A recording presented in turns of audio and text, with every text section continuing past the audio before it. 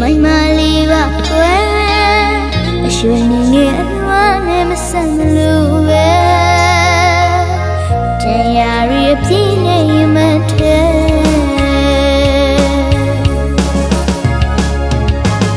မလွမ်းမလို့အတင်ထားလေညနေတွေကကြာလာတယ်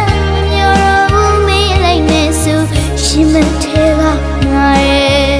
ဘဝမှာတယောက်သေးချစ်တယ်ခဏတာလာတဲ့လေပြန်မယ်လို့မပြောပေမဲ့ရှင်နေမှသိရဲ့ဝေဒနာလေးတွေပေးထားရဲ့သူရဲ့ချီယာရီဖြောက်လို့ထားရဲ့